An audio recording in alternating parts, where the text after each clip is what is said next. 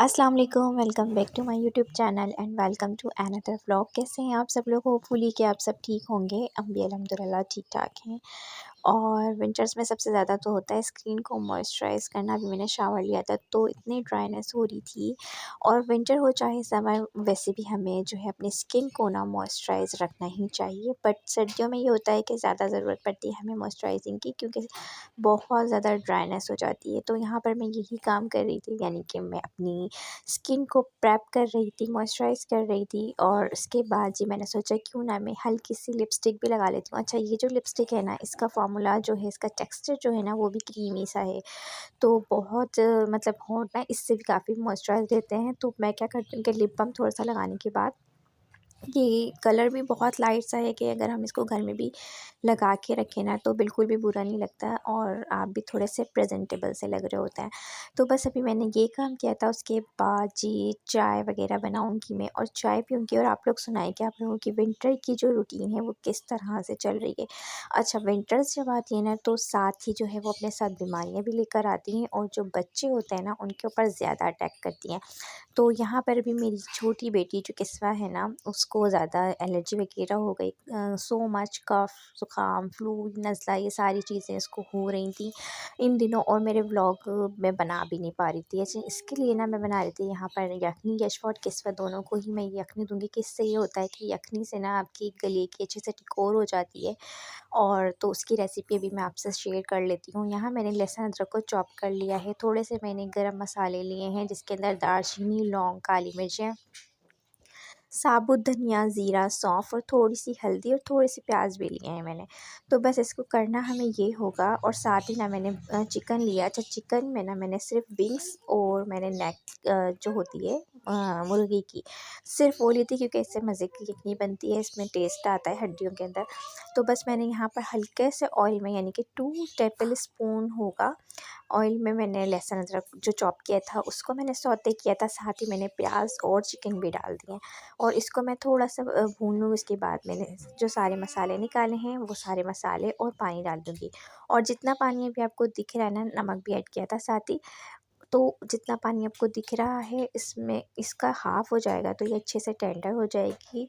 और ये हमारी यखनी यहाँ पर पककर रेडी हो गई है। और ये यखनी जो मैंने बनाई है ये बड़े भी खा सकते हैं। तो बड़े अगर खाएँगे तो थोड़ी मिर्चें मैं तेज़ कर दूँगी। और अदरवाइज़ मैंने तो ये बच्चों के लिए बनाई थी, तो बहुत ही मिनिमम से मैंने इसके अंदर चीज़ें डाली हैं, ताकि यशफ़ा को भी नखरे ना हो खाने में, और किस्वा भी क्योंकि बहुत छोटी हैं दोनों, तो फिर वो इतनी ज़्यादा ना स्पाइसी खाती नहीं है। तो बस यहाँ पर ये सारी चीज़ें चल रही थी। और मैं जो है देसी अंडा इन लोगों को देती हूँ सर्दियों में, क्योंकि इतना ज़्यादा और तबीयत ख़राब हो रही थी ना, मगर ये है कि बड़ी मुश्किल से किस्वा खा रही थी। यशफ़ा तो फिर भी खा लेती थी, मगर किस्वा की क्योंकि तबीयत ख़राब थी। तो बच्चे जब तबीयत ख़राब होती है तो सबसे पहला जो काम होता है ना, वो खाना-पीना ही उनका ख़त्म हो जाता है। मतलब वो बिल्कुल खाना-पीना छोड़ देते हैं। तो बस वो जो है दूध वग़ैरह पी रही थी, उसके अलावा कोई चीज़ नहीं ले रही थी। तो बड़ी मुझे परेशानी हो रही थी। अच्छा, सर्दियों में ना बच्चों को आपको मसाज लाज़मी करना है, सोते वक़्त भी और जब वो सुबह उठें तब भी। तो इससे क्या होता है, कोई भी आप ऑयल ले लें, मैं लेती हूँ ऑलिव ऑयल। तो क्योंकि इसका जो तासीर है ना वो गर्म भी होती है, तो इस तरह से ना मैं इनकी मसाज वगैरह करती हूँ। साथ ही मैं हनी वगैरह देती हूँ। मतलब कि 1 टेबल स्पून आप जो है हनी ले लें, उसके ऊपर लौंग का पाउडर या आप काली मिर्च का पाउडर थोड़ा-सा स्प्रिंकल करके बच्चों को ये दें। सुबह भी दे दें, रात को भी दे दें, शाम को भी दे दें। तो इस तरह से बच्चों का सीना वगैरह, गला वगैरह, खाँसी वगैरह का जो इश्यू होता है, साथ-साथ मेडिसिन्स भी चल रही थी। तो बस मैं इन्हीं चीज़ों में लगी हुई थी और व्लॉग काफ़ी लेट हो गया मेरा। तो यहाँ ना मैंने आपको ये बाम दिखा रही हूँ, इन्फाम बाम, जो कि मुझे डॉक्टर ने ही रिकमेंड किया था। बेबी बाम है ये। तो ये काफ़ी अच्छा बाम है कि इसके चेस्ट पे ना मैं क्या करती हूँ कि इस बाम की थोड़ी-सी मिकदार लेके और ऑलिव ऑयल लेके मिक्स करके इसके चेस्ट पे मसाज कर देती हूँ, इसके बैक पे मसाज कर देती हूँ किस्वा के। तो काफ़ी आराम आता है इसको, वो सुकून से ना सो जाती है।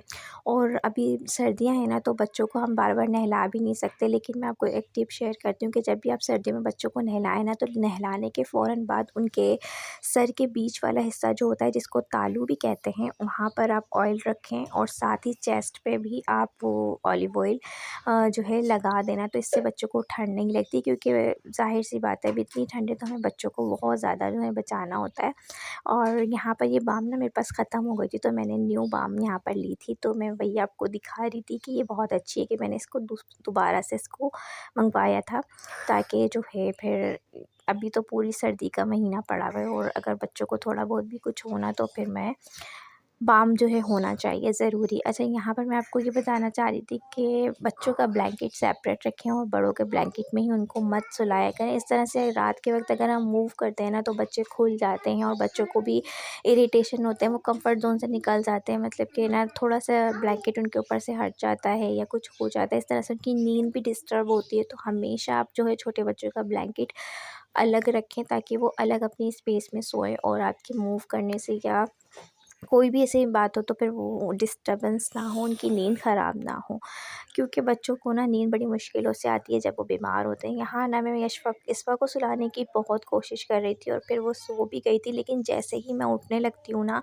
उसके पास से, तो फिर वो जाग जाती है। बड़ी मुश्किलों से जो है मैं अपने काम कर पा रही थी। और यहाँ पर देखें, अभी मैं यहाँ उठने की तैयारी कर रही थी, तो किस्मत की आँख खुल गई थी। यहाँ मैं इन लोगों के मैंने कुछ कपड़े निकाले हुए थे सर्दियों वाले, तो मुझे ये रखने भी थे, इनकी अलमारी में अरेंज करने थे। तो बस मैंने देखा कि किस्वा अब जो है सोई है, तो मैं बिल्कुल आराम आराम से अपना ये काम कर रही थी, ताकि किस्वा ना उठे। अगर किस्वा उठ जाएगी ना, तो फिर वो मुझे करने नहीं देगी, क्योंकि जब बच्चे बीमार होते हैं तो उन्हें सिर्फ़ और सिर्फ़ मम्मा चाहिए। तो बस अभी मैं पूरा टाइम जो है किस्वा को ही दे रही हूँ, और जो मेरे घर के बाकी काम होते हैं उसमें मेरी मदर इन लॉ, मेरी सिस्टर इन लॉ मेरी हेल्प कराती है।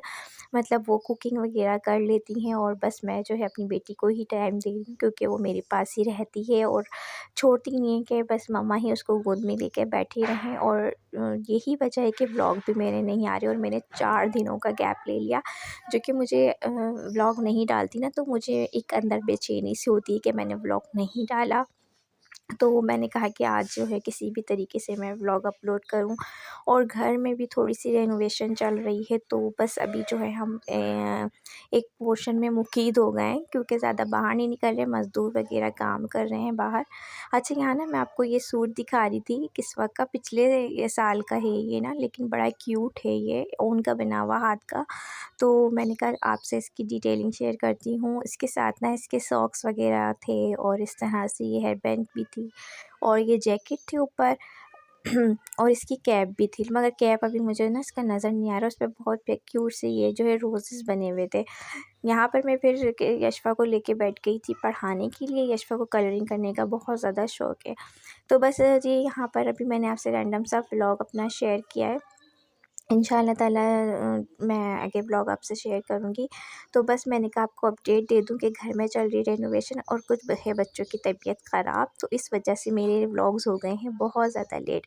ये रैंडम सा व्लॉग मैंने बनाया था, तो सोचा आप लोगों से शेयर कर लेती हूँ। तो इसी तरह मेरे साथ जुड़े रहिए, कनेक्ट रहिए, और चैनल पर न्यू है तो प्लीज़ सब्सक्राइब कर लीजिएगा, वीडियो को लाइक कर लीजिएगा। मिलूँगी नेक्स्ट व्लॉग में। अल्लाह हाफ़िज़।